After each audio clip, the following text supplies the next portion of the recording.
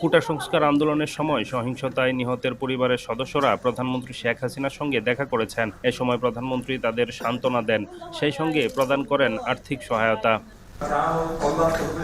রোববার গণভবনে আসেন রংপুরের বেগম রোকেয়া বিশ্ববিদ্যালয়ের ইংরেজি বিভাগের শিক্ষার্থী আবু সাইদের পরিবার সহ ৩৩টি শোকসন্তপ্ত পরিবারের সদস্যরা। নিহতদের পরিবারের সদস্যরা শেখ হাসিনার কাছে কান্নায় ভেঙে পড়েন। এ সময় প্রধানমন্ত্রীও আবেগ ধরে রাখতে পারেনি।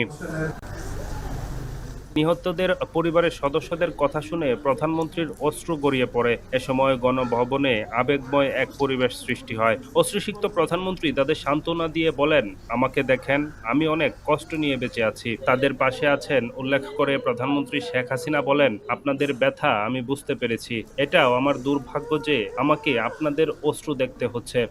হারিয়েছে, আপনি একটা শোক সইতে পারেন না। আর আমি কি শোক সইয়ে দিন রাত পরিশ্রম করে যাচ্ছি শুধু কেন এই দেশের মানুষের জন্য। কিন্তু আজকে এইভাবে বাধা দেওয়া, যা কিছু করি জ্বালায় পরে শেষ করে দেওয়া, এটা তো কোনো দিনই গ্রহণযোগ্য না। বা সাধারণ মানুষই তো সুবিধা পেত। এই মেট্রো রেলে কারা চলতে, এক্সপ্রেস ওয়েতে কারা চলে, যারা এই খুনের সঙ্গে জড়িত খুঁজে খুঁজে বের করে তারা অবশ্যই যেন শাস্তি পায়, সেটাই আমার প্রচেষ্টা থাকবে। সেটাই আমি করবো, আপনাদেরও সাহায্য চাই। কারণ এইভাবে বারবার বাংলাদেশটাকে নিয়ে খেলা, এটা আর হতে দেওয়া যায় না। আর মানুষ মেরে লাশ ঝুলিয়ে রাখার মতো এই বর্বরতা, জানোয়ারের মতো ব্যবহার, এটা কি কেউ করতে পারে? এটা কি কোনো একজন মুসলমানের লাশ ঝুলায় রাখবে পা বেঁধে? যারা এগুলির সাথে জড়িত অবশ্যই তাদের বিচার হবে, তাদের বিচার করতে হবে, নইলে মানুষের নিরাপত্তা দেওয়া যাবে না।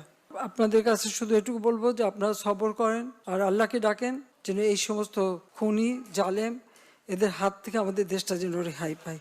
শুধু আমি এইটুকু বলতে পারি যে আমি আপনাদের সাথে আছি, পাশে আছি। আজকে যদি ভালো সময় হতো কত হাসি খুশি করে সবাই যেতে পারতেন, আর এখন আমারও আপনাদের চোখের পানি দেখতে হচ্ছে। স্পিকার শিরীন শারমিন চৌধুরী ও স্বরাষ্ট্রমন্ত্রী আসাদুজ্জামান খান সেখানে উপস্থিত ছিলেন। প্রধানমন্ত্রীর কার্যালয়ের সচিব মোহাম্মদ সালাউদ্দিন অনুষ্ঠানটি সঞ্চালনা করেন।